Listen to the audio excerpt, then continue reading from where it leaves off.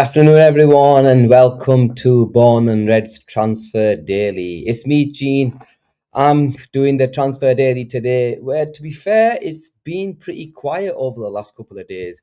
I know Asim did his show yesterday. He spent about half an hour trying to regurgitate the same old stuff over the last week, if I'm honest. But here we are. And yeah, look, we try to do these shows on a daily, trying to bring you all the news, our thoughts on any transfers, any news coming out from any journals. But before I do that, guys, smash the like button, subscribe to the channel if you haven't already, and yeah, look, I think we've received some news first in the morning. I'll put the tweet up. We'll go through it and speak about it. I guess it was from Simon Jones from the Daily Mail. He goes some information. Big up Anfield sector and Josh. He goes who aggregated saying Liverpool value Darwin Nunez in excess of 70 million as they listen to offers this summer. Al Hilal are one of the clubs keen on the Uruguay international, who is ready to leave Anfield after a lack of starting opportunities under Arne Slot. Where do we start with Darwin Nunez? If I'm honest with you, I thought there would have been a bid that probably already been gone in for Darwin Nunez, especially for Al Hilal, who are one of the clubs that are going to the Club World Cup. So potentially today was probably, I think today's the last day where their teams can make that sort of signing, make the signing so they can be eligible to go and play at the Club World Cup. It doesn't look like that isn't going to be happening anytime soon. I think Darwin Nunez is probably going to try to get a maneuver and move to a European club first before he decides to go to Saudi. But if the money makes sense, I think he will probably end up in Saudi. We saw a small video from him going back about a few weeks before the season ended, where him and Diaz were messing about playing away, and they just said Saudi was mentioning there about going and getting the dollar. So it wouldn't surprise me one bit. But yeah, let's wait and see what happens. Darwin Nunez, look, everybody knows my thoughts on Darwin. You know, he's been here now, what, three years. Hasn't done it for me. Hasn't proved anything to me. Yes, worked hard. Had a couple of spurts here and there. You know, he was a cop favorite. He was a fan favorite. He still has his cult following, but he just wasn't good enough in front of goal. And for a team that's going on all fronts, you have to be good enough to be able to put the ball in the back of the net. And he simply hasn't done that, especially when you've paid approximately around 65 million pounds.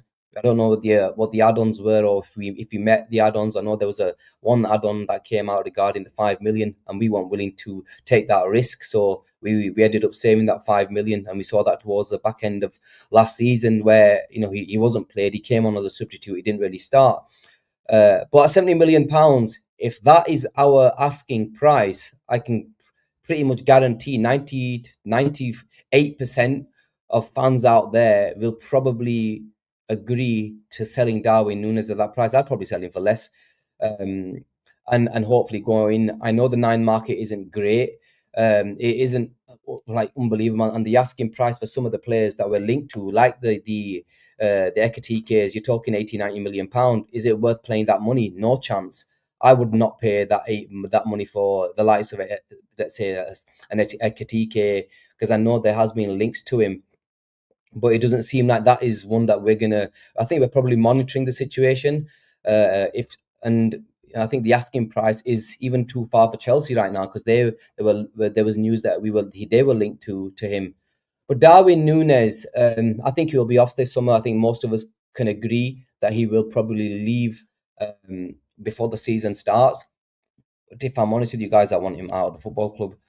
Simply not good enough. I know the other other number 9, Jota, didn't exactly hit the ground running this season. Another one, his numbers weren't good enough. He missed a lot of chances. Again, injury issues again with Jota.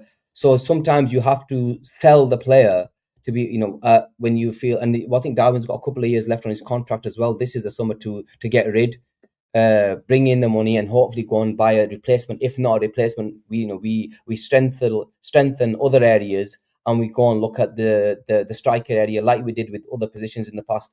because I don't want. Of course, I want Liverpool to go all out and bring in a nine, but I don't want us to go and blow money on a player that we're not 100% in for.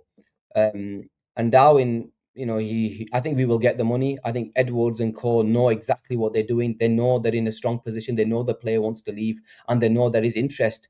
Uh, where he goes is another question. There was talk about Atletico Madrid, linking up with the South American Simeone, who can probably get more out of the player.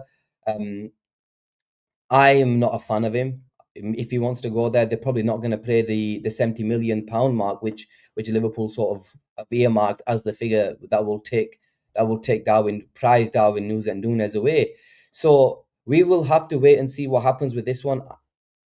There are other strikers out there. Kirat got Osimhen, and I'll just put his message up. Kirat got Osimhen is not a good character, to be honest. I would rather someone else. Look, Kirat, if I'm honest with you, I'm a huge, huge advocate of Victor Osimhen. I love the player. I think he's got practically everything that you need in a nine. He's proven in the Serie A where he's managed to. He took him, and he was the catalyst of taking Napoli to their first title in God knows how many years. So we know he's been there and done it. The issue with him is there are a few issues. His wages are one. Is there's issues regarding his attitude and Afcon. He'll be going away for a couple of months. Are we willing to take that risk? Probably not. Do we always do the dickhead test? He probably fails it, if I'm honest. But sometimes you have to take a risk. Sometimes you have to take a punt on a player, and and yes, there's issues with him, but he would be an unbelievable signing if we get him right. If comes to us, if I'm honest with you, I don't think he'll come simply because of his wage, the money that he's probably going to be asking. He's going to probably asking around 300 plus minimum. And with the Afcon issue, probably not. I can see Liverpool not going for him. We'll probably go for a younger version if we had to go for one. But if I'm honest with you, if we sell, on the show yesterday, I mentioned if we was to sell Darwin and was to sell Jota at the same time, because let's face it, guys, Darwin going, Jota going, that will probably bring in around 100 million. We should go all in for one of the two big names, and that's Alexander Isak and Julian Alvarez. So you have to sometimes take the risk. We're on top of world football. Players want to play for Liverpool, and it's sometimes you have to strike while the iron's hot. And if we haven't really spent much over the years, there is a lot of outgoings from this football club this summer, and we will be able to recuperate a lot of money. We've got the likes of Harvey Elliott, we've got the likes of Jota, Darwin, um, where we will be able to sell even Chiesa to an extent. You can spend the dough. Sorry, you can recuperate a lot of this money if we just add up them players. I believe that there will be at least a minimum of around 200 million pounds that we'll be able to bring in. So I think it's going to depend. There will be some moving parts to this summer. What happens, we will have to wait and see. There are also news about Luis Diaz. Diaz, if you said to me today, and I'm going to put this comment up from Nathaniel, he goes, would you use Diaz plus Nunez money for Isak? Yes. If I'm honest, yes, I would use that money I would definitely use it. As much as I want Diaz to stay, if you're getting an offer of 85 million euros for Luis Diaz this summer at the age of 28, who's had over 3.5 years at this football club, and let's face it, he's had one real good season, which was this season that's just gone, and it's time to cash in. You probably take it. 85 million there, 65, 70 million for Diaz. That's your Isak money. Are we willing to go and take that risk and then give a chance to a young player where we don't spend the 70, 80 million pound mark on a winger? You will at least then you've replaced you've got another world class striker in Alexander Isak. You've got Mohamed Salah on the left. Then you've also got Cody Gakpo. So your starting 11's pretty much secure, and then you've got Florian Wirtz as well as your starting 11. I'm okay with that. The only issue that we'll probably have is when you start looking at if then that means we'll probably keep Jota as well. So I'm okay with that if I'm honest.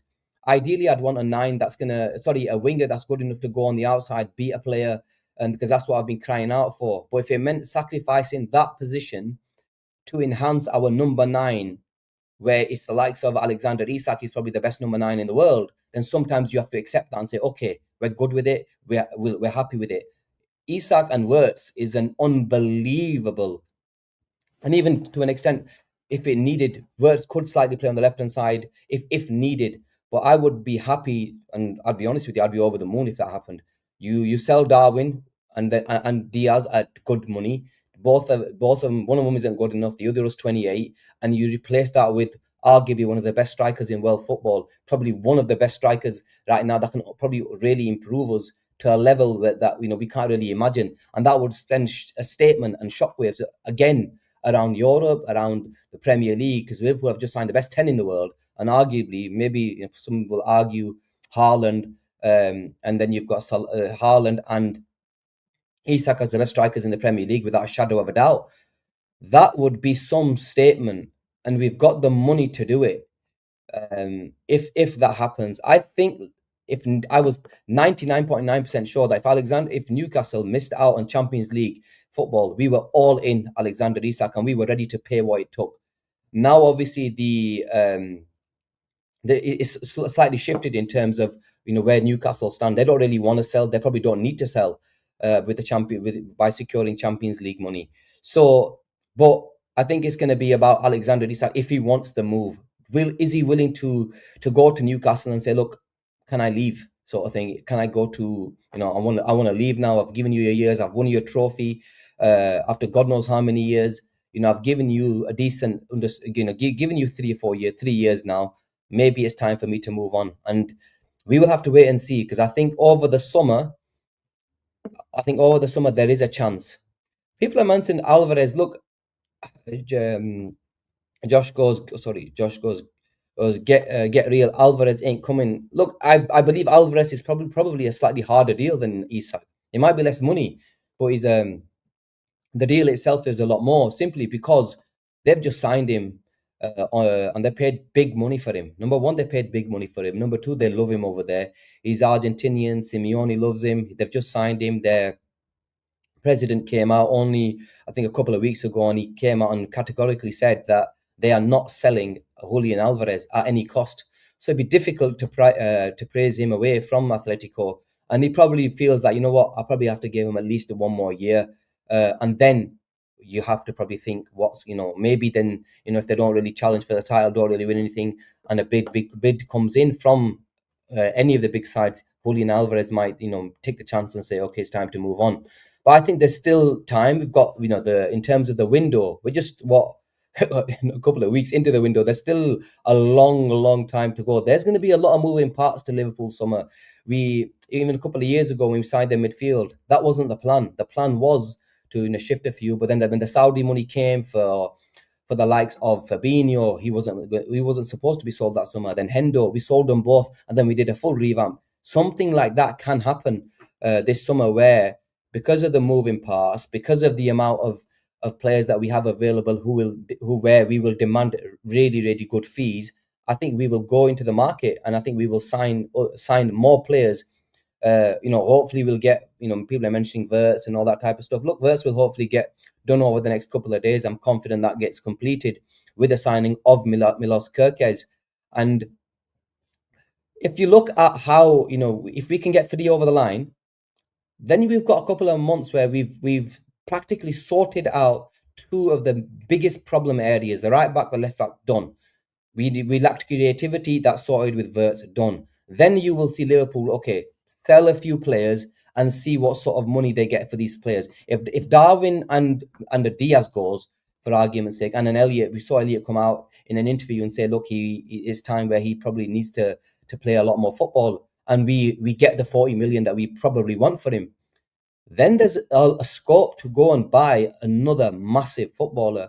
And I think you will see Liverpool go into the market and try to bring in another big name, and not just settling for players around the 70 million pound mark, where we're not 100% sure. There's Gikores. I'm not 100% sure in any of them. I want the big boys. I don't want us to we've got the money, because these players will bring in a load of money. So go and try and at least make an effort. At least go and say, okay, Isak, here it is.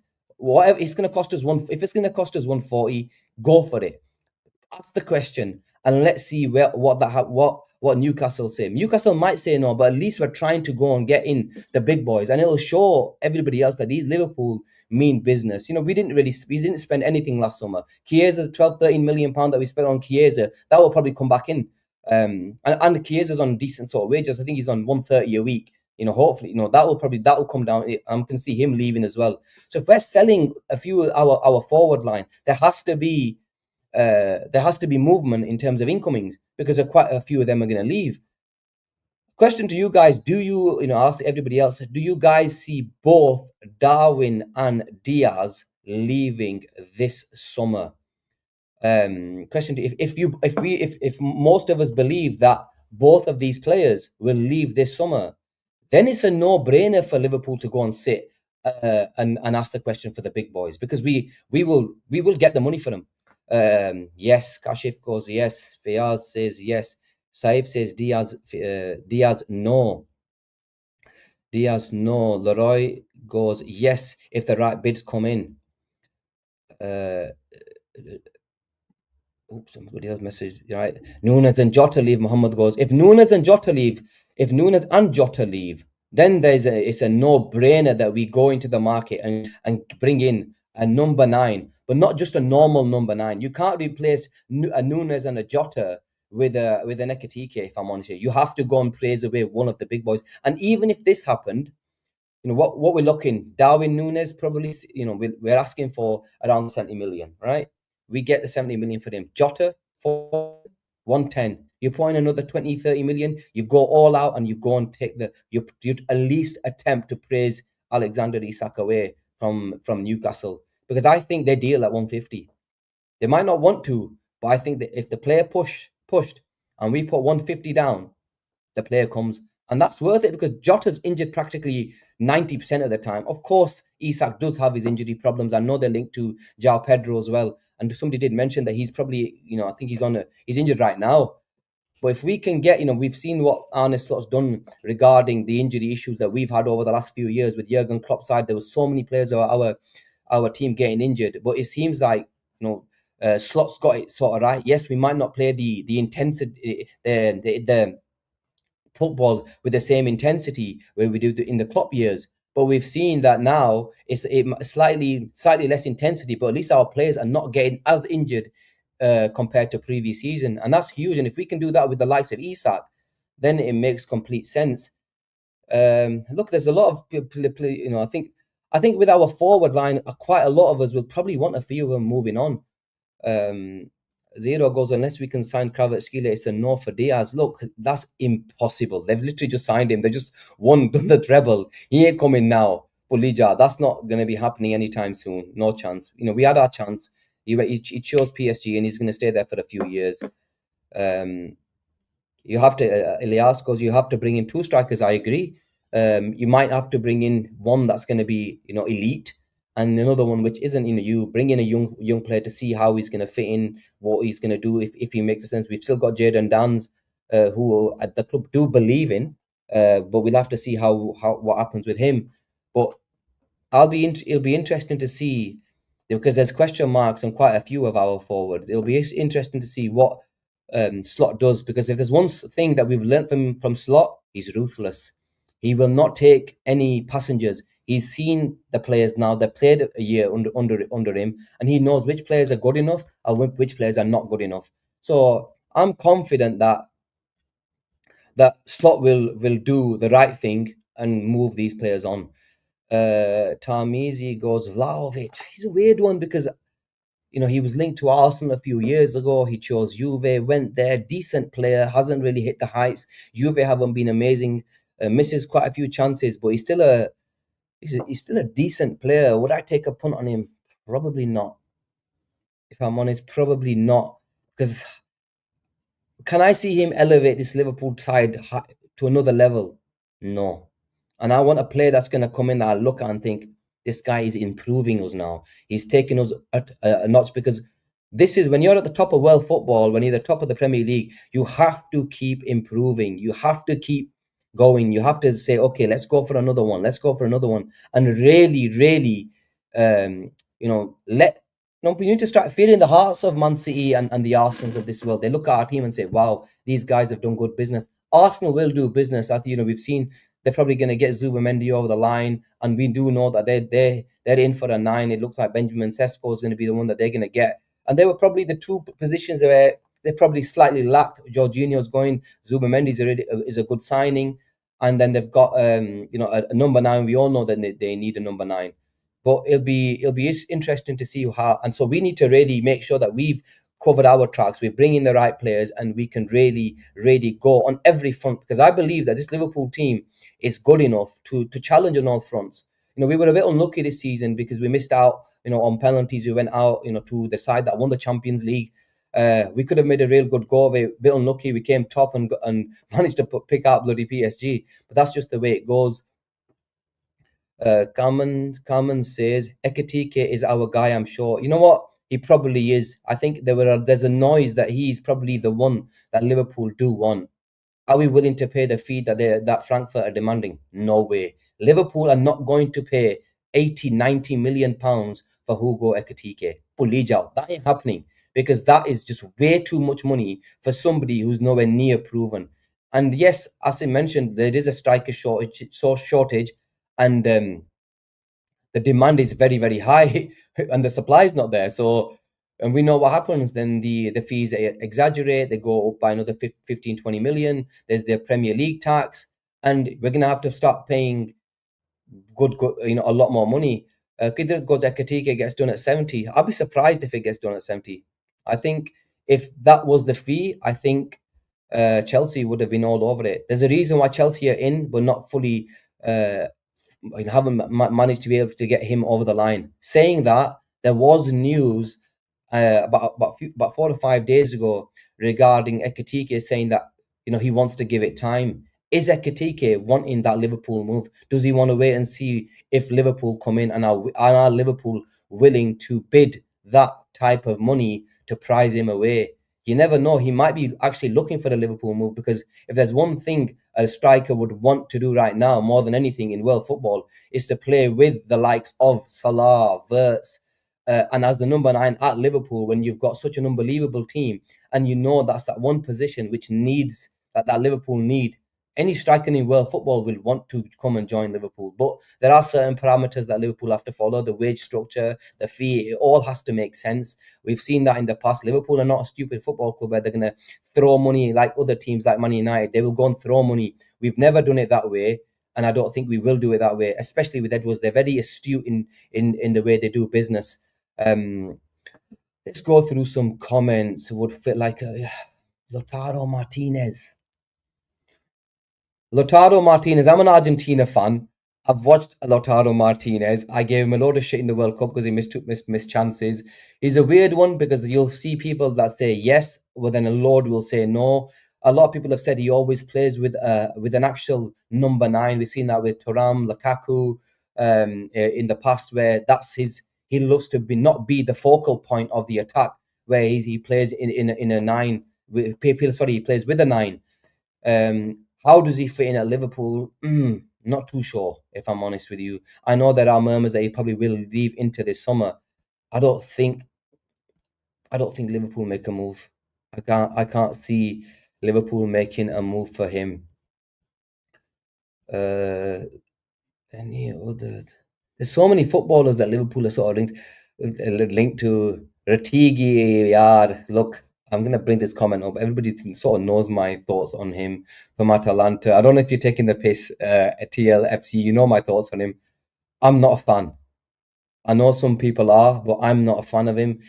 He just reminds me of Fabio Borini, man, and I just simply can't take it. Another Italian. I know he's got Argentinian roots, but another Italian coming into the Prem at Liverpool. We've been stung with the Italians. I was a huge fan of Chiesa and Aquilani, if you go back like 20 years. But them two didn't work out. Then you've got the Desenas came. Nah, it didn't work. Not really cut it in the Prem, and especially for Liverpool. So I probably wouldn't go there, if I'm honest. Anything else? Any of the players? Lennon Miller false line funny guys. Listen, yeah, Hassan Shah, we ain't getting Kai Havertz. We never will. We never will get Kai Havertz. We don't want him. He's on 330 grand a week, no chance. And I don't want him. I don't think he's a decent player, but not Liverpool, not for Liverpool. Turam, Muhammad goes, what about Turam? I don't really watch a lot of Serie A, so I can only go by what I've seen of him. That I've seen him especially in the Champions League this season. He's played well in the Champions League this season. He's got a good understanding. His link up plays really, really good. Does he fit our system? I don't know. I don't know if he fits the system. I do like him, but I don't think he's the one that I want. We have to go and try to get the big boys. That is we have to go and try and get two of the best. And if that means going into the market and spending money, then so be it, because we've got the money.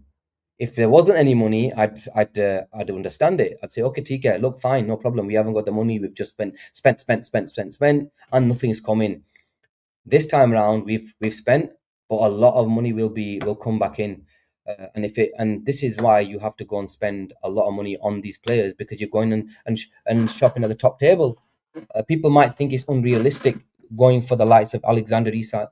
It probably is this season, but we have to try. Um, Ali Mohammed goes, Evan Ferguson. Evan Ferguson. Look, no comment. I know Avi mentioned him on the show yesterday. I don't know if it was trolling or having a laugh with anybody, but nah, man. I want elite again. Just put the money, Allego, just put the money down and get Isak and the rest, Pulija or China. Yeah, look, I would love, if you said to me, we're just signing Alexander Isak and that's your summer done, I take it. 100% I take it. That will bring you in a net spend of around 350. But then you sell the likes of, you bring in your net spend will be probably around 120, 130. And that makes sense, especially if we're doing such a massive rebuild. You've just bought in four unbelievable players that are going to probably start. Maybe right back might not start in terms of Fringbone because of Bradley, but the rest of them, the other three in Kirkes, uh, Verts and Isak walk into this football team and elevate us, because we're a side that's won the title. With these three footballers, we definitely go up, I believe, at least a notch, minimum one notch, maybe two, because you've got a number 9 who's probably one of the best in the world, a 10 who's just going to be an unbelievable footballer. And on that left hand side, where we've slightly struggled, I know Robbo had a decent season, but we know the amount of mistakes he made this season.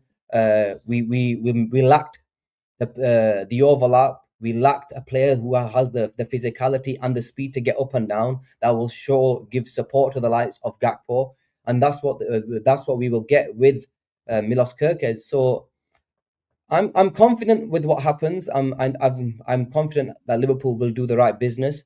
I've always said this was going to be a summer of madness. I still believe it's going to be a summer of madness. Let's see how the next week or two unfold. I think it's important that Liverpool get Verts and Kirkes done in the next few days, at least agreed, so the guys can go on holiday, do what they need to do, come back refreshed, and we're good to go when the next window opens. There's a super chat. It's from Laurent Bastien. I hope I've pronounced that correctly. Hugo plus Rodrigo / Liao Williams or Isak plus Fofana / Nusa. Bloody hell. You're not asking for much, are you, mate? Thank you for your super chat. Rodrigo, yes, take. Liao Williams, either one of them three I would take. So Hugo Ekatike, one of them three I would take. And then you've got Isak plus Fofana / Nusa I take. I think either way you look at that, I would be happy to do a deal on any of them. Isak Fofana makes sense. Hugo Ekatike, but then if you could bought in a Liao, definitely a Rodrigo or a Williams, 100%. 100% you do that deal, and you're covered in every single area. Then ideally I would want if I had the choice between all of with the first side or the second side, I would go Isak Fofana. I just think a 9, There's not many nines in world football that are going to bag you 20 plus. Isak gives you that. And Isak is probably one of them replacements for not a direct replacement for Salah, but a replacement that's going to be good enough that will at least get you to take the goals away that Salah gives us over the last over the last few years, because Isak will get you 20 plus. That's We've seen that in the Premier League over the last couple of years. No problem. Would you rather elite? I'll go with this. I want a nine. Right now I want a nine. Uh, Elite nine. I would go for. When you talk about elite wingers, who's an elite winger? Who would you classify? Question to everybody in the chat. Who would you classify as an elite winger right now in world football? I'd be interesting to see who people classify as elite. In regards to who I classify as elite, who's done it? Rodrigo? Would you classify Rodrigo as elite? I don't know. He's done it at Real Madrid, but do I classify him as elite Premier League? Don't know.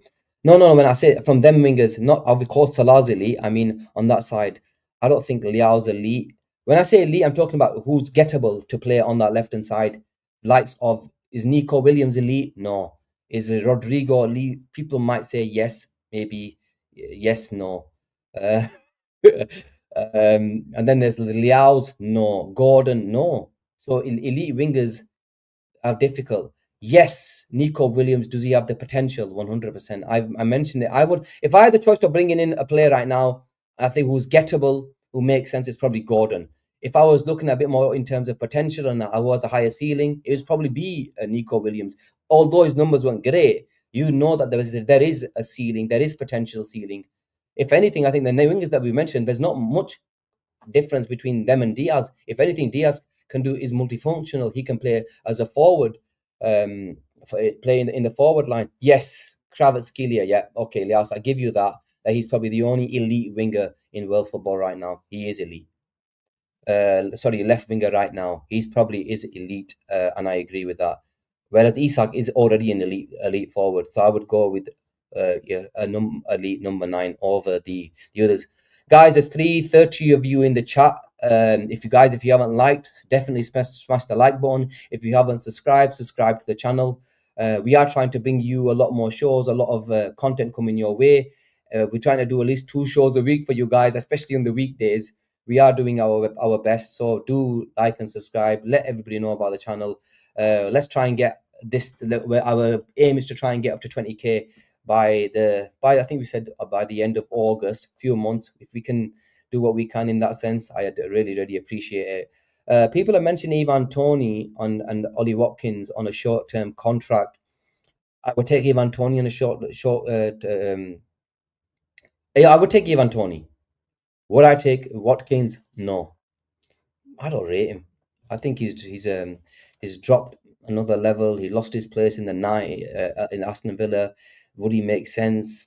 Nah, man. Not what I'm looking for. Look, I get there's a shortage. I get fans right now. They just think we're thinking Darwin Nunez not good enough. As long as we see an improvement in a player, we're thinking that's it. Go and get him. Go and get him.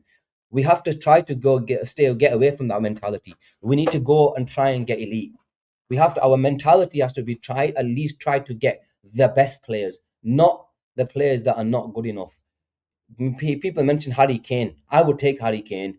I don't think he will leave. And if you think Bayern Munich are going to want to deal with us, like the way they've dealt with the way things panned out with the Florian Wirtz, probably not. But Harry Kane would be a fantastic signing for us. A fantastic signing, but that's not happening. That is like a couple of years stopgap. But let's see what the summer holds, man. There's a lot of moving parts. I've mentioned this a summer of madness. I agree that there still will be a lot of business Liverpool will do this summer. Let's just try and get these 2 over the line. And I think I'm done for this transfer daily. Yeah. yeah, do like and subscribe to the channel. I think lads, all of us will be on tonight again, same time, 12:30 tonight, UK, 12:30 UK time. So if you're free, join the stream then. Like and subscribe to the channel. Take care of yourself, and I will see all of you guys tonight. Take care, guys.